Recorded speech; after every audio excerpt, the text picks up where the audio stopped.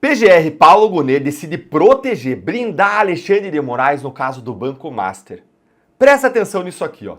A PGR pediu o arquivamento de um pedido de investigação sobre o contrato de 129 milhões de reais da esposa do Moraes com o Banco Master.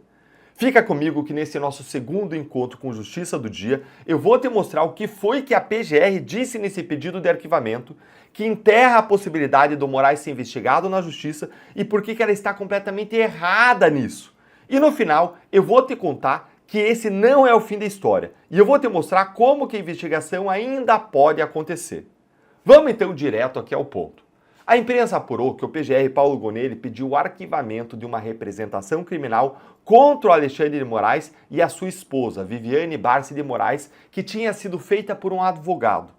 A representação era sobre o caso do Banco Master, englobando tanto o contrato advocatício da Viviane Barsi de Moraes, que chegava a quase 130 milhões de reais, quanto a própria conduta do Alexandre de Moraes, que, pelo que diz a imprensa, pressionou o presidente do Banco Central, Gabriel Galípolo, a aprovar a venda do Master para o BRB. E também teria pressionado, aí, segundo a imprensa, a própria Polícia Federal para saber sobre o andamento das investigações sobre o Master. Ou seja, o ministro teria interferido em prol de um banco defendido pela própria esposa usando o seu cargo público, a sua função. Faz a gente se perguntar, quem que foi contratado, hein? Foi o Moraes ou foi a Viviane? Mas vamos lá, ó. O PGR Paulo Gonet, ele escreveu o seguinte na sua promoção de arquivamento. Em uma análise preliminar, é imperativo sublinhar a absoluta ausência de lastro probatório mínimo que sustente a acusação formulada. Tanto o representado quanto o presidente do Banco Central negaram, de forma peremptória e convergente, a ocorrência de qualquer pressão exercida pelo ministro sobre os interesses do Banco Master. Não obstante a repercussão midiática dos casos, os veículos de imprensa não apresentaram elementos concretos ou indícios materiais que corroborem a tese de intimidação, permanecendo a narrativa no campo das suposições. Mas por que ele está completamente errado? Enquanto eu explico isso para você, eu queria agradecer por você ter sentado o dedo no like em 2025, se inscrito no canal, ativado o sininho para receber as notificações, mas mais especialmente, muito obrigado por você não desistir, por você fazer parte dessa comunidade que segue lutando pela verdade, pela justiça, por um Brasil mais próspero. Muito, muito obrigado. Ter você aqui significa um mundo para mim. E vamos lá. O Gonet, ele diz que os veículos de imprensa não teriam apresentado elementos concretos ou indícios materiais. Mas eu pergunto para você, quem que tem que ir atrás desses elementos? É a imprensa ou é a própria PGR? O Gonet acredita que a Malu Gaspar ela tem que chegar lá na PGR com um dossiê de provas debaixo do braço? Se o Moraes realmente disse alguma coisa para o Galípolo sobre o Master, houve mais do que uma pressãozinha. Houve possivelmente aí um crime.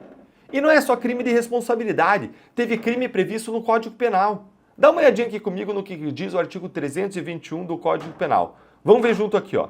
Artigo 321. Patrocinar, direta ou indiretamente, interesse privado perante a administração pública, valendo-se da qualidade de funcionário. Gente, é absurdo o PGR não querer abrir pelo menos uma investigação preliminar. Ouvir as pessoas, ouvir o Moraes, ouvir o presidente do Banco Central. Isso é muito provavelmente fruto da relação entre os dois. Para quem não sabe, foi o próprio Moraes uma das autoridades que mais fez pressão em cima do Lula para colocar o Gonet no cargo. E os dois tinham um costume ali de se reunir com o próprio presidente da República para conversar sobre sabe lá Deus o que. A grande verdade é que, infelizmente, o Gonet não tem a imparcialidade necessária para avaliar esse caso do Moraes. E eu não estou nem falando da imparcialidade subjetiva, não quero entrar nas intenções, nas motivações. Estou falando sobre o ponto de vista objetivo. Como foi o Moraes que colocou o Gonet lá? Como os dois vivem se encontrando ali fora de ambiente de trabalho para discutir assuntos altos da República, sabe Deus o quê? Não existe uma imparcialidade objetiva para o Gonet atuar em relação ao Moraes. Ah, Nilton, mas é só a notícia de jornal. Não, não é. Olha isso aqui comigo, ó. Tem o contrato de 129 milhões de reais, valor que, segundo advogados, está acima do valor do mercado. Então, o cliente, o Master, estava pagando o quê, hein? Tem ainda a falta do objeto claro do contrato.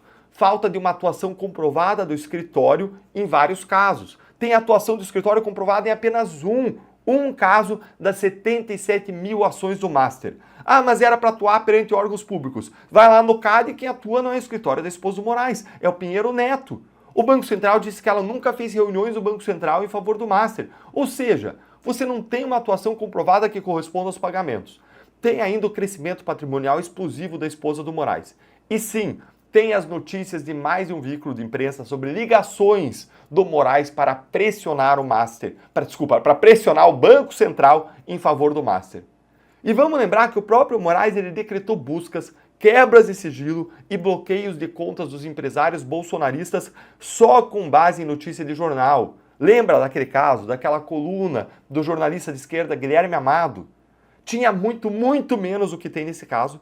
E o Moraes usou aquela coluna de jornal para buscas e apreensões, bloqueios patrimoniais, bloqueios de redes sociais. Ou seja, nesse caso tem um mundo mais de coisas. Tá bom, mas é o fim? Não, não é o fim. Ainda pode existir uma investigação parlamentar sobre isso por meio de uma CPI do Banco Master.